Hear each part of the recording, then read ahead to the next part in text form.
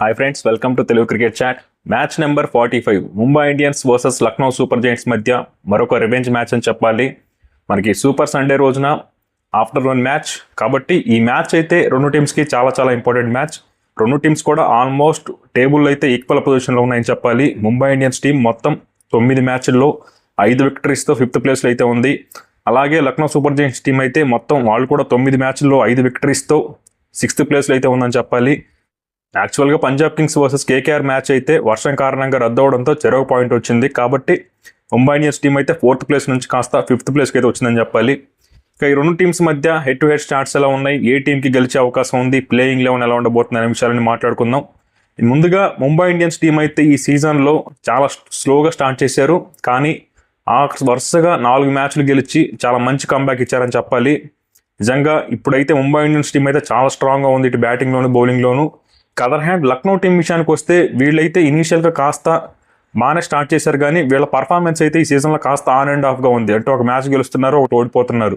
ఇన్కన్సిస్టెంట్గా ఉందని చెప్పాలి Lucknow team performance. ఇక ఈ రెండు టీమ్స్ మధ్య హెడ్ టు హెడ్ స్టార్ట్స్ చూస్తే మొత్తం 7 మ్యాచ్లు జరిగితే ముంబై ఇండియన్స్ టీం ఒక్క మ్యాచ్లో మాత్రమే గెలిచింది. లక్నో టీం అయితే 6 మ్యాచ్లో గెలిచింది. అంటే ఓవరాల్ రికార్డ్ చూసుకుంటే మాత్రం లక్నో టీంకి అయితే చాలా చాలా బాగుంది. గట్టిగా చెప్పాలంటే అసలు ముంబై ఇండియన్స్ టీం అయితే లక్నో మీద ఒకే ఒక మ్యాచ్ గెలిచింది కదా. అది ఎప్పుడు గెలిచిందంటే 2023లో మనకి ఈ రెండు టీమ్స్ మధ్య ఎలిమినేటర్ జరిగింది చెన్నైలో. అక్కడ మాత్రమే ముంబై ఇండియన్స్ టీం అయితే లక్నోని ఓడించింది.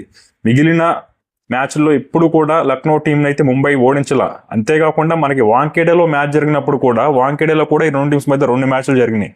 అక్కడ కూడా లక్నో టీమే గెలిచింది. కాబట్టి ఓవరాల్ రికార్డ్ చూసుకున్నా, వాంఖేడేలో రికార్డు చూసుకున్న లక్నో టీంకి అయితే ముంబై టీంపై చాలా మంచి రికార్డు ఉందని చెప్పాలి. ఇక వాంఖేడేలో పిచ్ ఎలా ఉండబోతుంది, టాస్ గెలిచిన కెప్టెన్ ఏం చేయాలంటే ముందుగా వాంఖేడేలో మనకు తెలుసు కదా, రెడ్ సాయిల్ వికెట్ ఉంటుంది, మంచి బౌన్స్ అయితే ఉంటుంది.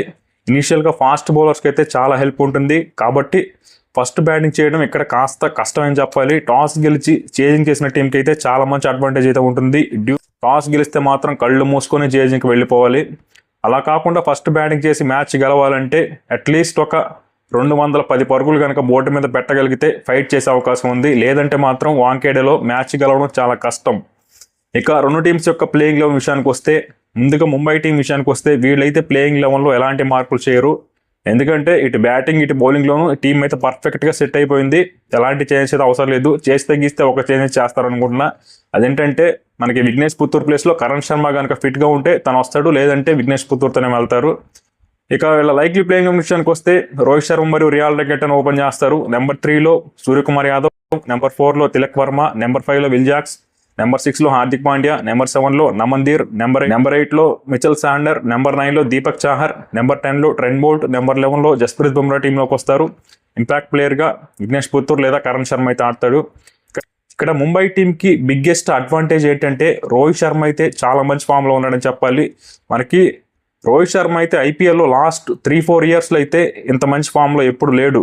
మనకి రీసెంట్గా ఎస్ఆర్హెచ్తో జరిగిన మ్యాచ్లు, అలాగే సిఎస్కేతో జరిగిన మ్యాచ్లు వరుసగా 2 మ్యాచ్ విన్నింగ్ ఇన్నింగ్స్లో అయితే రోహిత్ శర్మ అయితే ఆడాడు. కాబట్టి రోహిత్ శర్మ ఫామ్ అనేది ముంబై ఇండియన్స్ టీంకి అయితే బిగ్గెస్ట్ అడ్వాంటేజ్ అని చెప్పాలి. అలాగే సూర్యకుమార్ యాదవ్ కూడా తన ప్రైమ్ టచ్లో కనిపిస్తున్నాడు. మనకి పాత సూర్య కనిపిస్తున్నాడు, మిస్టర్ 360 ఇలా బ్యాటింగ్ చేస్తున్నాడని చెప్పాలి. కాబట్టి వీళ్ళిద్దరి ఫామ్ అయితే ముంబై ఇండియన్స్ టీంకి అయితే చాలా ప్లస్ పాయింట్ అవుతుంది.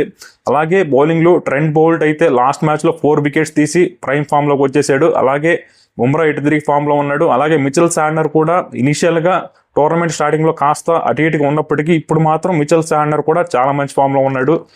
ఒక విల్ జాక్స్ బ్యాట్ నుంచే కాస్త రన్స్ వస్తే మాత్రం ముంబై ఇండియన్స్ టీం అయితే పర్ఫెక్ట్గా సెట్ అవుతుందని చెప్పాలి. ఇక అదర్ హ్యాండ్ మనకి ఎల్ఎస్జీ టీం విషయానికి వస్తే వీళ్ళ టీంలో మాత్రం చాలా చాలా ప్రాబ్లమ్స్ అయితే ఉన్నాయి. ఎందుకంటే అసలు ఈ టీంలో రిషబ్ పంత్కి అలాగే కోచ్ జహీర్ ఖాన్కి మధ్య విభేదాలు ఏమైనా ఉన్నాయని అనిపిస్తుంది. ఎందుకంటే ఢిల్లీ క్యాపిటల్స్ వర్సెస్ ఎల్ఎస్జీతో జరిగిన మ్యాచ్లో మనకి రిషబ్ పంత్ అయితే నెంబర్ 7లో బ్యాటింగ్కి వచ్చాడు. అలాగే అబ్దుల్ సమాద్ అయితే నెంబర్ 4లో బ్యాటింగ్కి వచ్చాడు. ఇది ఎంతవరకు కరెక్ట్ అసలు అర్థం కాలేదు నాకు.